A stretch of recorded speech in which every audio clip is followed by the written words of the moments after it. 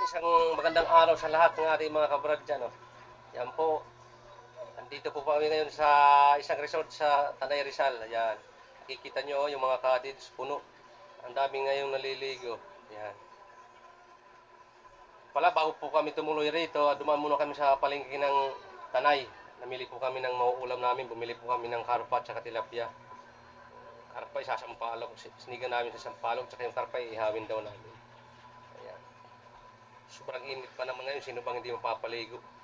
Kailangan din natin magpalamig. Ayan, andyan yung mga ano natin, oh, mga kabrado. Busy sila, oh. Ayan, naghuhugas na si Brad Edwin ng ano, kasampalukan niya, nag-iiwa. Ayan, yung tilapia, yun ang ihawin. Ayan, oh. Lalaki yan. Siya nag-assist sa para sa pagsigang niya. Sinampalukan. Ayan. Na, yung mga pansahog. Ayan, oh. Pulutan. Medyo nagtatagay-tagay na pala, oh. Ayan. Ayan pala, Pinoy.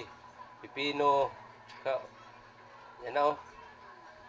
Magbabawas ng sabaw, eh, hindi kami nakapagdala ng kardero, mabilisan lang kasi, walang plano eh. Eh, maliit lang. Tinatanggalan po ng sabaw.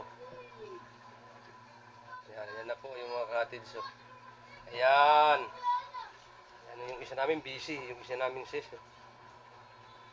Yan yung cottage. At wala, marami pa po yan doon sa dulo. Maliban na cottage to Paba, mayroon pa po yan doon sa malapit sa medyo pinapaliguan. Na, yan, nagsasaing.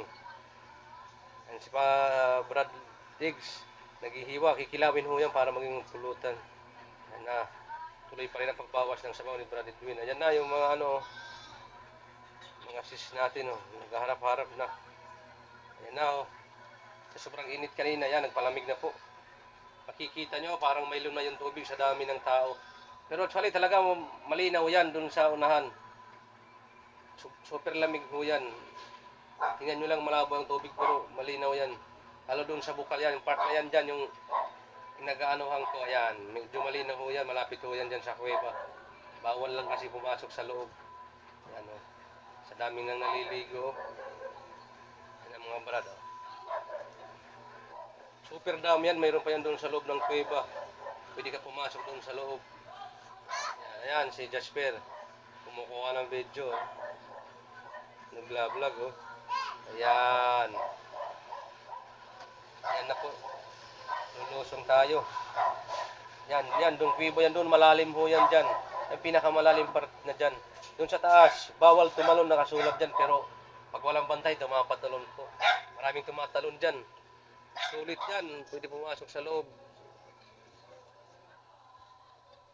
Oh, sa sobrang ng dami ng tao rito, eh, nagiging ano na yung tubig. Yan, yung kuweba sa loob. Dyan pala, pwede pala dyan magtayo ng tent. Pwede rin dyan magluto. Ayan, ganun lang kalaki yung butas galing sa labas. Singawan eh. Ayan. Malaking bato yan dyan. Yan. Yan ang lalim, napakalalim yan dyan, part na yan dyan. Yan. Tapos dito ka sa taas ng bato, tatalong ka pababa. Yan. Itong kuweba. Dalawang kuweba yan. Kuweba doon. Mayroon pa doon sa isa. Bawal doon pumunta sa loob. Napakadilim eh. Dito maganda magtayo ng tent para sa sisilungan. Katahimik, hindi masyadong magulo. Malapit ka pa sa tubig. Pagkatapos mo dyan, talong ka na lang. Yan, hilog na.